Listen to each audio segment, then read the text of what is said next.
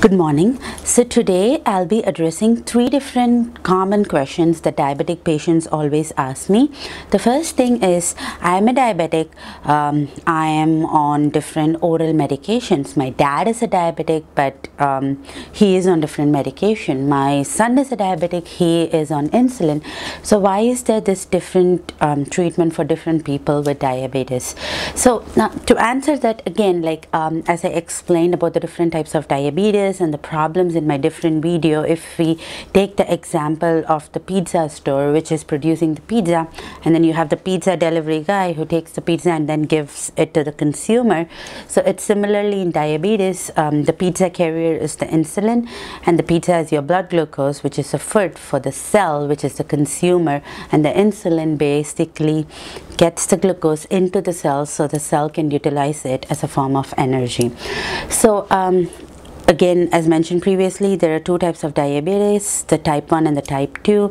If you're the type 1, you have no insulin at all, meaning there's no pizza delivery guy. You have the glucose, you have the cell, you have the consumer, but there is no pizza delivery guy.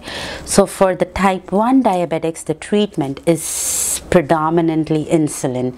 Because there's no insulin, you have to be on insulin, which is the injectable drug. But for type 2, as I explained in my previous videos, there is a deficiency in insulin, and also there is insulin resistance to the cells. For further clarification, just look into my prior videos. But so for type 2s, the option for treatments are much wider, meaning they don't have to be on insulin all the time. There is a variety of different oral medications that you could take to control the blood glucose. So if we take the example of our pizza store, there is consumers, there is a lot of pizza production, but then if the pizzas are not being delivered, they get piled up in the store and they're going to waste. So similarly, that's what happens in type 2 diabetes, that there's little bit lesser insulin than what is required, so the blood glucose is just piling in the blood, and that causes a lot of problems because it goes and affects your nerves and different organs of your body. So there are different oral medications. The most commonly used one is the metformin, which actually works by preventing more glucose production from your liver. So blood glucose is not only what we eat. Not sometimes, your liver has the capability of producing new glucose. So that's kind of your body's defensive mechanism. In case you're starving and you have no access to food, your liver kind of takes over the role and tries to produce glucose to kind of sustain, but sustain you for a period of time.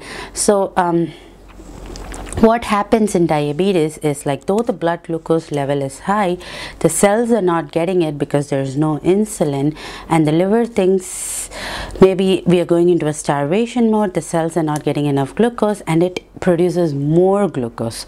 So that kind of adds up, that the blood glucose, which is already high, goes further high to cause problem. So that's what that's where metformin comes to play. It's a medication which prevents new production of glucose, so that it prevents the further surge in blood glucose, and kind of that's how it works and controls your blood glucose levels.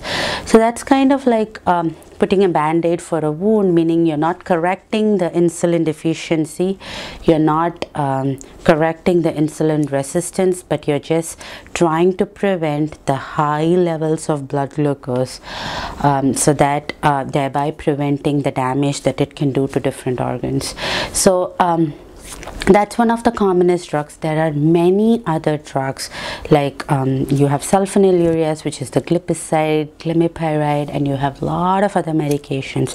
So different medications work different way, and I just don't want to go into the details, but some of the medications like the glipizide and those increase the insulin production, meaning if your pancreas is just secreting 70, they try to bump it up to at least 75, thereby helping in effective utilization of glucose. There are few other drugs which prevent the excess absorption of glucose from the intestine. So whatever we eat kind of goes through your stomach and then goes through your intestine, and then we pee through the urine, and then there's poop that we get rid of. So there are drugs which act in your digestive system and prevent the absorption of glucose, so you just end up losing the glucose in your poop so that it's not absorbed.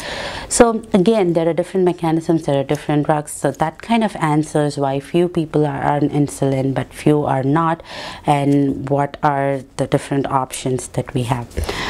The second question that I want to address today is why do some people with diabetes develop low blood sugars?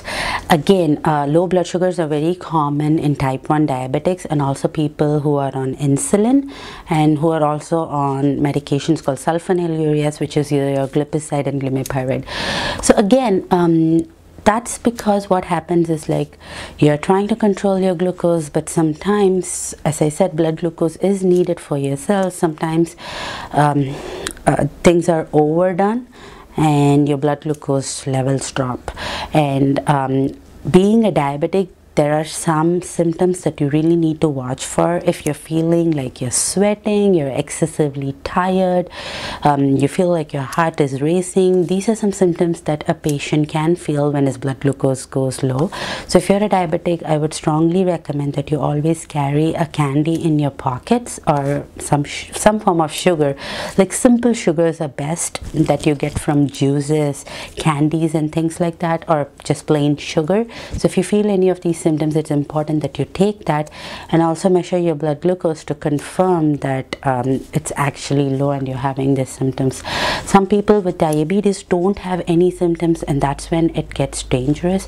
But again, if you are randomly checking your glucose and it's like really low meaning a blood sugar of less than 70 or so, I mean, if you're fasting, and even if your postprandial is also postprandial meaning something after your meal is less than 90 or so. So if you have those blood sugar values but you're not having any symptoms, again, it's very important to discuss that with your doctor so that he realizes that you're having these episodes and takes necessary action.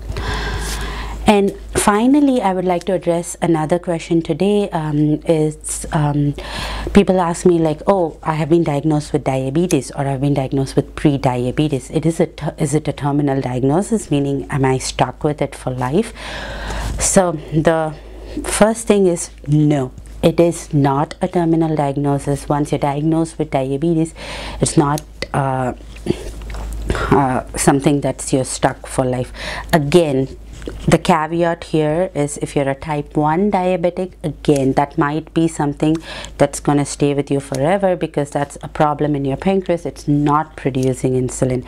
But majority of the people, 90% of people have the type 2 diabetes, which is something that can be reversed with appropriate diet and exercise.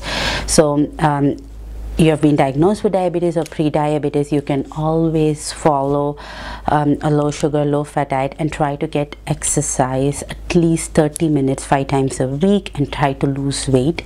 Any amount of weight loss is going to improve your blood sugar control by improving your insulin resistance part of it, because being overweight is one of the important risk factors for having insulin resistance. So again, with appropriate diet and weight loss, type 2 diabetics can always reverse their diagnosis and have a healthy, normal life. That will be it for today. Thank you.